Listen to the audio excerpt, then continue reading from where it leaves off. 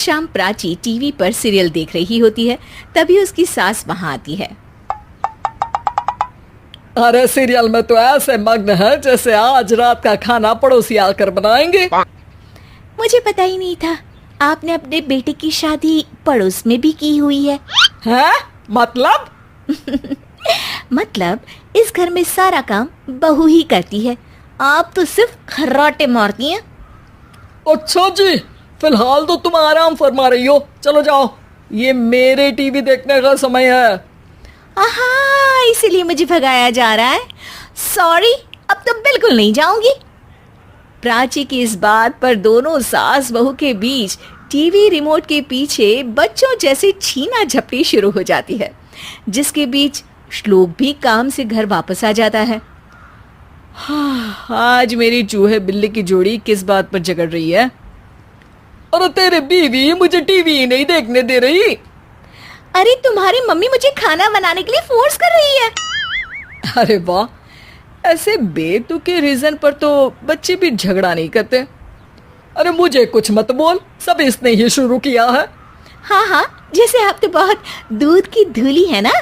अरे बस, दोनों चुप। प्राची जाओ, खाने की तैयारी करो। और माँ तुम छोड़ो, तुम्हें क्या बोलूं, शांति से अपना सीरियल देखो, मुझे दोबारा लड़ने की आवाज सुनाई नहीं देनी चाहिए। ऐसा बोलकर श्लोक वहां से चला जाता है, जिसके पीछे पीछे प्राची भी कुछ न कुछ बड़बड़ाते हुए रसोई में चली जाती है। हाँ हाँ, सासू जी को तो कुछ बोलेंगे ही नहीं, बस मुझ पर ही हुक्म चलता है, खाना बनाओ, जैसे मैं इनके घर में खाना बनाने के लिए आई हूँ। इसी तरह शाम बीतती है और रात को श्लोक और प्राची की सास खाना खाकर सोने चले जाते हैं, लेकिन प्राची गुस्से में कुछ खाए बिना काम में ही लगी रहती है। इस घर में किसी को घंटा फिक्र नहीं पड़ता, मैं खाऊं या भूखी रहूं।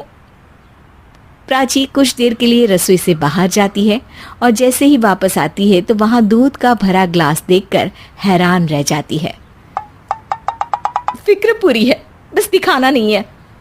प्राची दूध पीकर सोने चली जाती है और अगली सुबह एक बार फिर सास बहू का कार्टून नेटवर्क स्टार्ट हो जाता है। ये तुमने ही किया है। अरे अजीब जबरदस्ती है, मैं बोल रही हूँ मैंने कुछ नहीं किया। दोनों ने मिलकर पूरे घर को पागल खाना बनाया हुआ है। यहाँ कोई नॉर्मल इंसान तो रह ही नहीं सकता, इसीलिए अब पड़ोसी क्या रिश्तेदार भी घर आने से कतराते हैं। और सुन बेटे, तू भी चंगा, तेरी माँ भी चंगी, तेरी बीवी भी चंगी, रिश्तेदार। हाँ जी, आपको नहीं पता क्या, गंगाधर ही शक्तिमान है, रिश्तेदार ही। हाँ हाँ, बस समझ गया। कभी जानवरों जैसे लड़ेंगी तो कभी जुगलबंदी करेंगी। भाई मैं आप दोनों के बीच में नहीं फंसना चाहता। सास बहू की इस मन मौजी जोड़ी से परेशान होकर श्लोक अपना सिर खुजलाता वहां से चला जाता है। चलो अब मैं भी कीर्तन में जा रही हूँ। इस पर जैसे ही सास कमरे में अपना पर्स लेने जाती है तो वहां नाश्ते की प्लेट रखी देख मुस्कुराने लगती है और नाश्ता करके घर से बाहर निकलते हुए कुछ पैसे टेबल पर रख जाती है, जिसके कुछ देर बाद सिलेंडर वाला घर आता है।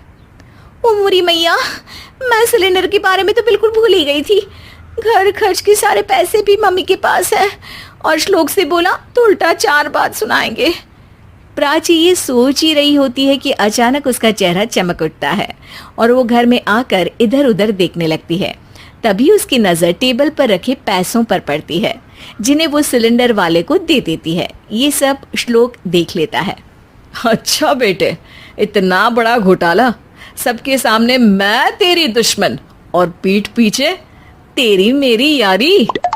इस पर श्लोक एक प्लान बनाता है और शाम को सब एक साथ बैठे होने पर बोलने लगता है। माँ, तुम दोनों की बहुत लड़ाई होती है, इसलिए मैं सोच रहा हूँ कि प्राची को उसके घर छोड़ाऊं, इससे वो भी खुश रहेगी और तुम भी। अचानक श्लोक की ये बात सुनकर सास बहू शौक से उसकी तरफ देखती हैं। अरे ऐसे कैसे घर छोड़ाओगे, मुझे कहीं नहीं जाना।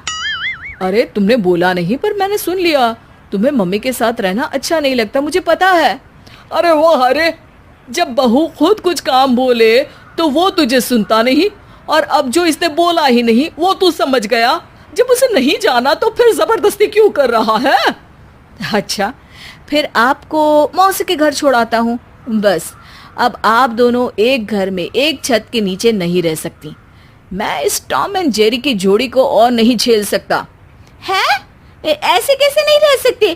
तुम्हें इतनी दिक्कत है तो तुम्हारा बोरिया बिस्तर पैक कर देती हूँ, लेकिन मम्मी जी कहीं नहीं जाएंगी।